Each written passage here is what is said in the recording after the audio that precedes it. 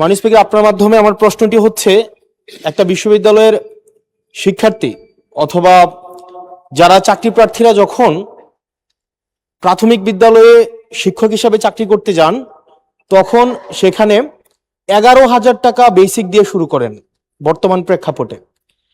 অর্থাৎ এই চাকরিটা হচ্ছে 13 গ্রেডের চাকরি এবং তৃতীয় শ্রেণীর। একজন যখন সেকেন্ডারি এডুকেশনে চাকরি করতে যান, তখন বেসিক বেতন পান 16,000 টাকা। এটা 10ম গ্রেডের এবং দ্বিতীয় শ্রেণীর চাকরি।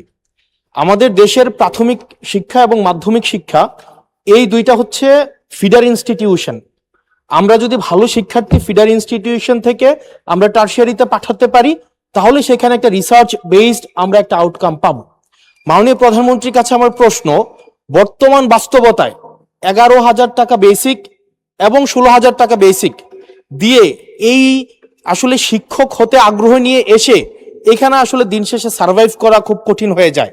সেজন্য প্রাথমিক এবং মাধ্যমিক শিক্ষকদের বর্তমান প্রেক্ষাপটে, আপনিও বিদেশে দীর্ঘদিন থেকে এসেছেন, আপনি সেখানে শিক্ষা প্রতিষ্ঠানগুলো দেখেছেন, সেই বাস্তবতায় আমরা এই ফিডার ইনস্টিটিউশনগুলোর শিক্ষকদের মান উন্নয়নের জন্য, তাদের বেতন বৃদ্ধির জন্য, যাতে করে বেশি বেশি মানুষ বা শিক্ষার্থী এই ধরনের চাকরিগুলি করতে আগ্রহী হয়, সেটার জন্য আপনার বিশেষ কোনো পরিকল্পনা রয়েছে কিনা সেটি জানতে চাচ্ছি মাননীয় স্পিকার।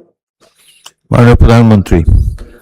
মাননীয় স্পিকার, আপনাকে ধন্যবাদ এবং জনাব হাসনাত আপনাকেও ধন্যবাদ আপনার প্রশ্নের জন্য। আপনি নিশ্চয়ই খেয়াল করেছেন এই বাজেট সেশনে আপনি উপস্থিত ছিলেন এবং আমার এই প্রথম প্রশ্ন যেটা ছিল মূল প্রশ্ন, সেখানে আমি বলেছি যে এই বাজেটে টোটাল জিডিপির 2% আমরা শিক্ষার জন্য রেখেছি।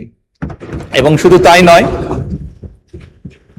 আমাদের যেটি পরিকল্পনা আছে, আমরা পরিকল্পনা মতন যদি আগাতে পারি, ইনশাল্লাহ আমরা শিক্ষা খাতে বাজেট 5 বছর শেষে 5% নিয়ে যেতে চাই।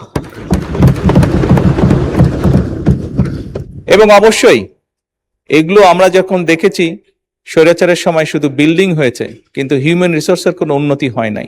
আমি আপনার সাথে সম্পূর্ণ একমত যে আমরা যদি আমাদের প্রাইমারি এবং সেকেন্ডারি এই শিক্ষকদেরকে যদি আমরা সঠিকভাবে ট্রেনিং দিতে না পারি, কিন্তু শুধু ট্রেনিং না, ট্রেনিং এর সাথে তাদেরকে তাদের সম্মানীয় যদি বৃদ্ধি করতে না পারি, তাহলে অবশ্যই আমরা প্রত্যাশা করি না যে তারা ভালো কিছু ডেলিভার করতে পারবেন।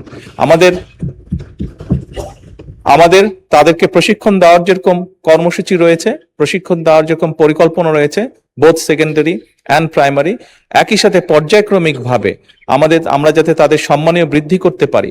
আমরা অনেক সময় দেখেছি প্রাইমারি স্কুলের টিচাররা, এই সংসদে দাঁড়িয়েও আমি বলেছি যে অনেক সময় আমরা এখনো দেখি যে প্রাইমারি স্কুলের শিক্ষকরা তাড়াতাড়ি করে ক্লাস করিয়ে হয়তো আরেকটি সেকেন্ড একটি কোনো জবে অথবা কৃষিকার্যে যেটাই হয় একটি সেকেন্ড জবে তাকে যেতে হয়, তা না হলে তার জন্য সংসার চালানো কষ্টকর হয়ে যায়। সেকেন্ডারি স্কুলের ক্ষেত্রে আমরা অনেক শিক্ষকের ক্ষেত্রেই দেখেছি এরকম ঘটনা ঘটে। এই কাজটি যাতে তাদের না করতে হয় এবং তারা যাতে সঠিকভাবে তাদের সময় এবং তাদের মেধা শিক্ষার্থীদের পেছনে ব্যয় করতে পারেন, সেই জন্য তাদের সম্মানই বাড়ানো প্রয়োজন বলে আমরাও মনে করি এবং